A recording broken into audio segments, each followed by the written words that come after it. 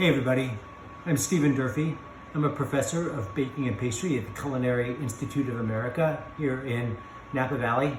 We are on vacation, and so I'm planning a camping trip this week, so I'm only joining you via video, but I'm so grateful to have this chocolate, celebrating chocolate this month from Hawaii.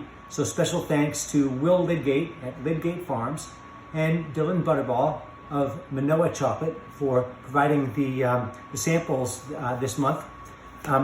We were working exclusively with this 70% dark chocolate. Packaging is beautiful. I always enjoy a nice thick paper packaging. It's really pretty to look at. This one has got palm blossom honey. That's not the one that I was working with for the recipes this week. We're just the straight 70% dark chocolate. Inside there's a little card that tells the story of Lidgate Farms and their traditional art forms of kapa and bark cloth. You learn a little bit more about their company. And then the bars are flow wrapped, so they're going to be nicely protected. It's super hot here in Napa. We've got fires going on all around us, so it's pretty smoky. And that actually influenced some of the choices for what we're cooking this week. My bar is getting a little bit soft just because it's so hot out. It's like in the 90s up here now. Anyway, it's pretty soft. But I'm sure it came to be really shiny. And, it's got a nice sort of a molasses smell to it. It will melt easily. I tasted some of this already. And the notes the first thing that came out to me was molasses and coffee, in a sweet molassesy way, coffee with sort of that New Orleans style. I noticed some sort of dark fruits like blueberries and cherries.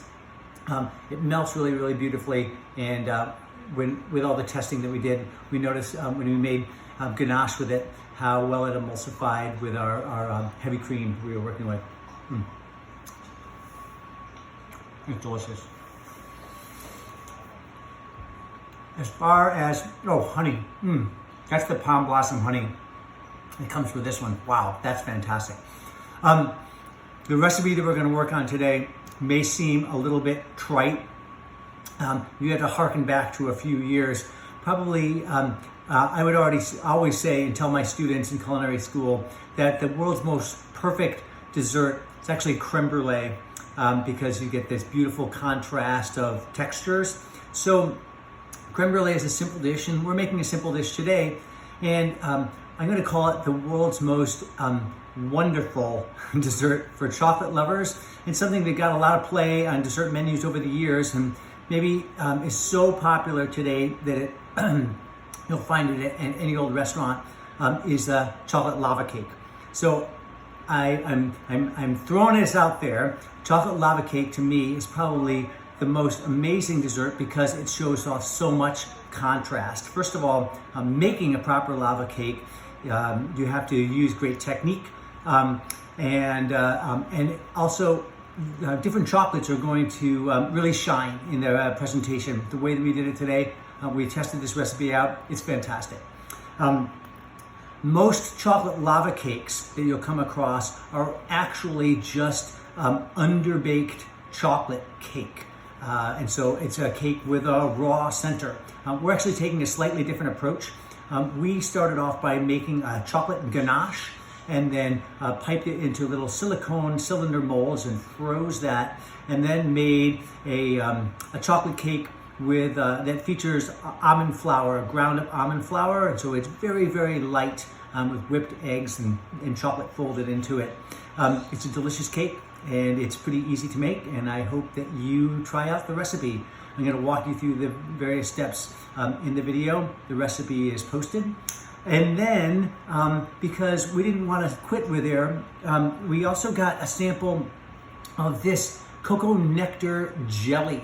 So a chocolate lava cake is rich, and you have to have sort of a contrast with it, with cream or ice cream. We made just whipped cream sweetened with this cocoa nectar jelly. It's fantastic, and so you gotta get both of these to really enjoy it the best. And then since we had already made the ganache that's going to go inside the chocolate lava cake, I was inspired to actually do something else. And that is, as I mentioned, I'm going on a camping trip this weekend.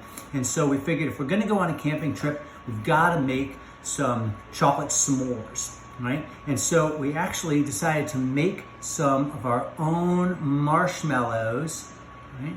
Here's an example of our homemade marshmallows.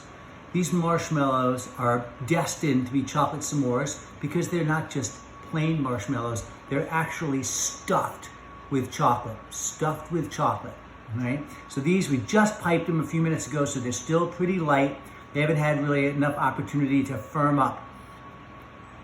We're gonna show you how you make that recipe as well. I hope you enjoy it. I look forward to hearing all about the presentation. If I'm lucky, I'll be able to join you from Zoom from my campsite. Have a great time. Bye-bye.